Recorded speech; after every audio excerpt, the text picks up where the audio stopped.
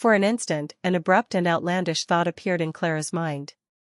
The Mr. West that Diana mentioned, could he really be her husband, Colin West? When she processed it again, she found it to be too preposterous. How could it be? Colin was an orphan who grew up in a welfare home. However, who else in the world would treat her so well besides Colin? $30 million was an extravagant hope, but they gave her $60 million. She couldn't help but asked curiously, "Miss York, may I know if your chairman is Colin West?" Diana's heart skipped a beat. The boss had already demanded her to keep his identity secret, only to reveal his last name to the public. She would be blamed if his wife guessed it. She shook her hands frantically and said, "Miss Willow, I hope you can drop it. Our chairman is the descendant of a prominent family in Eastern Peak. His identity is highly confidential and I have no right to disclose it." Clara nodded gently.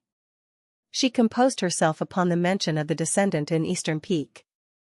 Colin was an orphan, he was definitely not a so-called descendant from a prominent family. Indeed, she was overthinking it. Clara still felt a little dizzy and confused when she exited Diana's office. She was holding a $60 million contract between Willow Group and Everest Group in her hand. Everything unfolded like a dream. As soon as she saw Colin at the entrance, she rushed to him excitedly and said, "Colin, I did it. I did it." Colin grinned in his heart and thought, "Your husband is the owner of Everest Group, of course you'd get the deal." However, he pretended to be surprised and said, "Wow. You managed to strike the deal for such a tough project. Dear, you're so incredible." "Not really, it's not that I'm good at it, but it seems that they had given the project to me for free." "Huh?" Colin donned a confused look. "Why do you say that?" Clara was afraid that Colin would be jealous if she told him about the chairman's intention, so she quickly diverted his attention and said, "It's a long story. Let's go back to the office now and tell everyone the good news." Colin laughed. "Okay. This time, that bastard Harrison must honor the bet and kneel before me." Clara nodded. "Yes. He is always so snobbish and arrogant, let's give him a taste of his own medicine." Truth be told, Clara had her own temperament too. Harrison and the rest of the family members had always looked down upon her and her husband, but now that she struck the impossible deal, she intended to tame them to be a little bit more humble. 10 minutes later, they arrived at Willow Group. Everyone was sitting in the conference room, looking strange and peculiar. They knew that Clara had gone to Everest Group early in the morning, but no one believed that she could make it. They were here to make fun of her. Unexpectedly, she came back way earlier than they anticipated. When Clara and Colin entered the conference room, everyone was looking at them with a sneering and sarcastic look. Harrison started ignorantly, "Hey, Clara, you've come back in half an hour, huh? You couldn't even get through their door, am I right? Ha ha ha." Winona continued, "Clara, you failed in less than an hour. Breaking a world record, I see." A gloomy cloud hovered over Madam Willow's face. She was annoyed. She knew that the project and Everest Group were difficult to tackle, but Clara should at least be serious and determined even if she failed.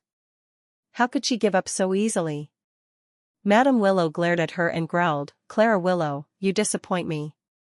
Colin frowned at their reactions. Could they be more disgusting than this? They were ridiculing and chiding Clara without knowing the results yet. Especially Harrison Willow, the cocky bastard. Who did he think he was? How could he be so pompous? He should be getting ready to kneel before him.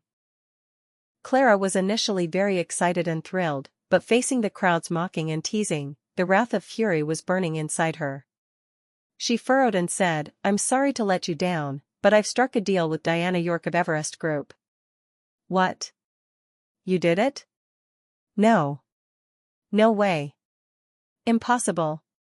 You couldn't even meet Diana York." Everyone recoiled in shock. "Clara Willow, do you think we'll buy it?" Harrison regained his composure, slapped the table and said furiously, "Miss York of Everest Group is a renowned elite in the city, why would she want to meet you? Are you not clear about who you are?" Facing everyone's doubts and accusations, Clara retrieved the contract and handed it to Madam Willow.